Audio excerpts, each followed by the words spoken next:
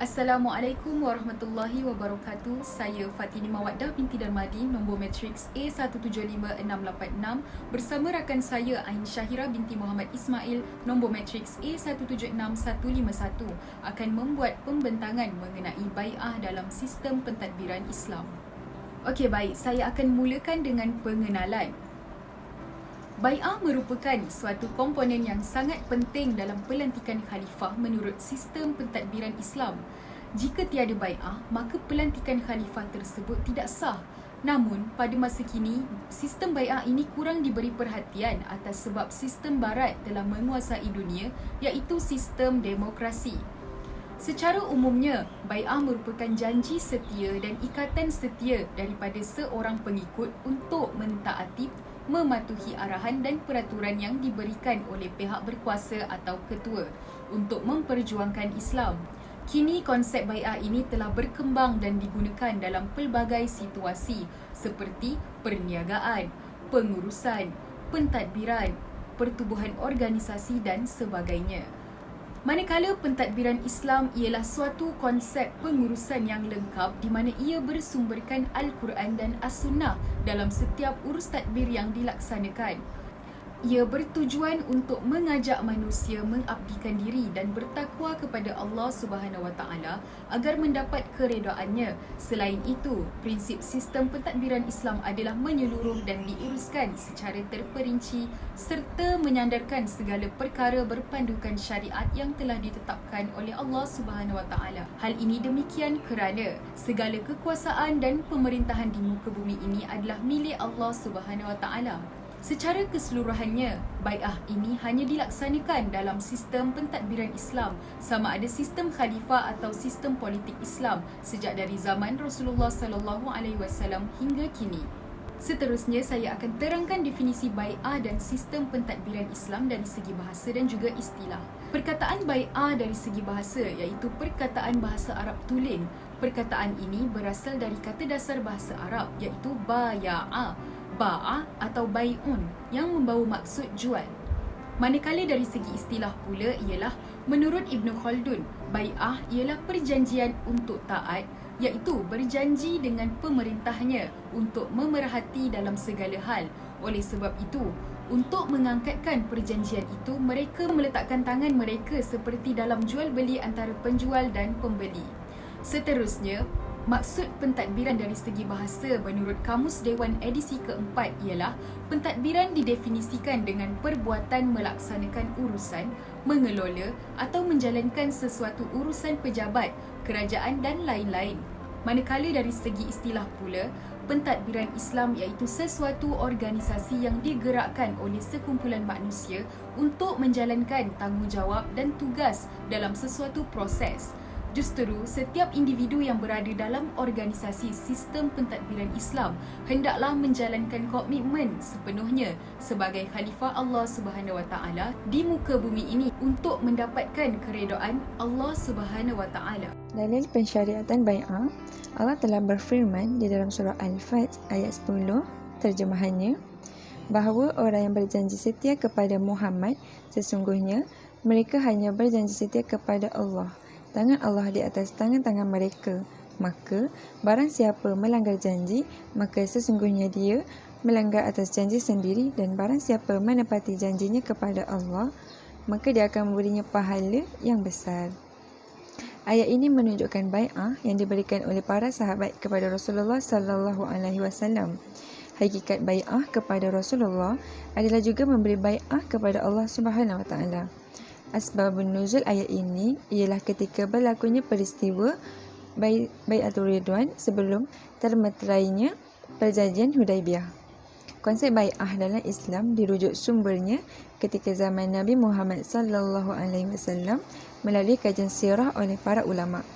Salah satu peristiwa yang paling jelas menunjukkan wujudnya konsep bai'ah dalam Islam ialah ketika berlakunya peristiwa perjanjian Aqabah yang pertama dan perjanjian Aqabah yang kedua. Baiklah, seterusnya saya akan menerangkan mengenai rukun-rukun bai'ah. Menurut Asy-Syahid Imam Hasan Al-Banna, terdapat 10 rukun dalam bai'ah yang perlu untuk kita ketahui dan mengaplikasikannya sama ada dalam sebuah organisasi, pentadbiran, persatuan maupun dalam kehidupan seharian sebagai seorang Muslim. Jadi, rukun bai'ah yang pertama ialah faham. Faham yang dimaksudkan di sini ialah memahami agama dengan kefahaman yang benar dan sempurna, berlandaskan syariat tanpa ada sebarang penambahan dan pengurangan. Sekiranya seseorang itu diberi kefahaman yang benar dalam agama, sesungguhnya Allah hendak memberikan kebaikan kepadanya. Okey, seterusnya, rukun bai'ah yang kedua ialah ikhlas. Ikhlas itu ialah melakukan sesuatu perkara hanya kerana Allah Subhanahu Wa Taala tanpa mengharapkan sebarang balasan daripada sesiapa pun. Sifat atau niat yang ikhlas kepada Allah Subhanahu Wa Taala amat penting dalam setiap perbuatan dan tingkah laku kita. Ikhlas dari sudut bahasa adalah menyucikan sesuatu, manakala menurut istilah pula adalah menyucikan amalan dengan niat yang betul kerana serta menghalang dan menjauhkan amalan tersebut daripada menyekutukan Allah. Okey, seterusnya, rukun bai'ah yang ketiga ialah aman, iaitu melakukan kerja-kerja yang telah ditanggungjawabkan dan diamanahkan dengan komited dan tekun. Tidak melakukan suatu pekerjaan itu dengan sikap sambil lewa. Seseorang perlulah menerapkan dalam diri bahawa dirinya sentiasa dilihat oleh Allah yang Maha Esa. Itqan yang bermaksud tekun dalam bekerja ialah menyempurnakan atau melaksanakan satu tuntutan daripada seseorang sebagaimana yang dikehendaki oleh orang tersebut tanpa kurang sedikit pun. Okey, seterusnya, rukun bai'ah yang keempat ialah jihad, iaitu mengeluarkan sepenuh kesungguhan terhadap Islam sama ada melalui gerak kerja, sumbangan harta benda dan seumpamanya. Melalui rukun jihad yang ini dapat melahirkan individu yang meletakkan agama Islam melebihi kepentingan diri sendiri.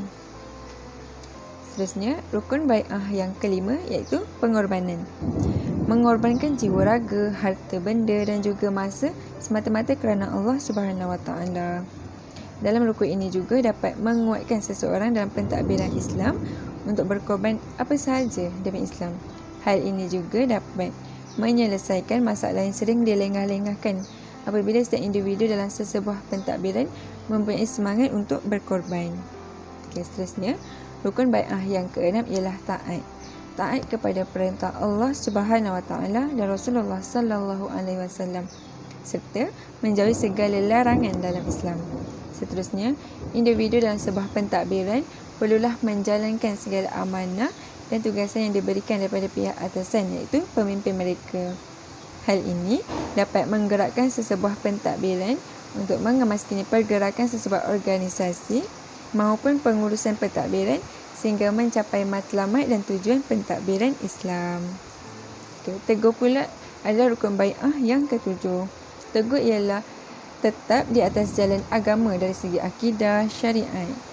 Berpegang teguh di atas agama Islam, sekiranya setiap individu itu dalam sebuah pentadbiran berpegang teguh dengan panduan Islam, sudah pasti akan mendapat rahmat Allah dan kesejahteraan di dunia dan akhirat kelak. Pada zaman kini, terdapat cabaran-cabaran untuk istiqomah di atas jalan agama. Jadi, kita perlulah berpegang erat dengan ajaran agama Islam yang sebenar. Okey, rukun bai'ah yang ke-8 pula ialah tulus. Tulus bermaksud bebas daripada pemikiran dan kefahaman yang bertentangan dengan ajaran agama Islam dan juga bebas daripada perbuatan yang akan menjatuhkan sebuah pentadbiran seperti mengamalkan rasuah, tidak menjalankan tugas yang diberi dan seumpamanya. Seterusnya, rukun bai'ah yang ke-9 ialah persaudaraan. Persaudaraan perlulah dibina atas dasar Islam. Rukun ini dapat menyelamatkan organisasi dalam pentadbiran daripada sebarang perbalahan dan pertelingkahan, sekaligus membina ikatan silaturahim yang terdiri pada sifat kasih sayang, toleransi dan memahami antara satu sama lain.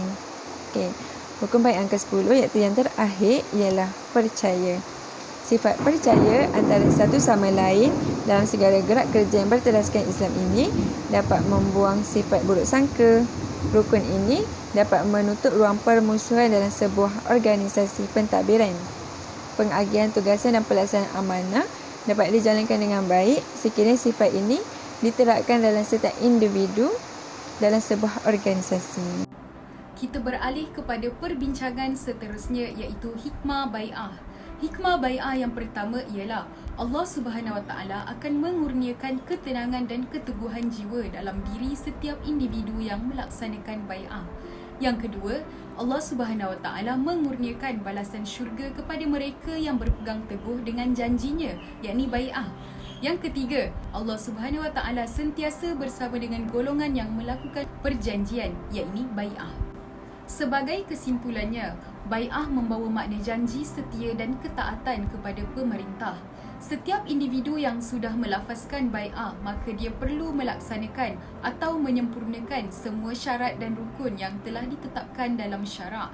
Sekiranya seseorang itu telah melanggar bai'ah, maka akibatnya sama seperti sesiapa yang melanggar janji Allah Subhanahu Wa Taala, iaitu dikategorikan sebagai golongan yang munafik kerana tidak berpegang teguh kepada janji atau bai'ah yang telah dilafazkan sebelum ini.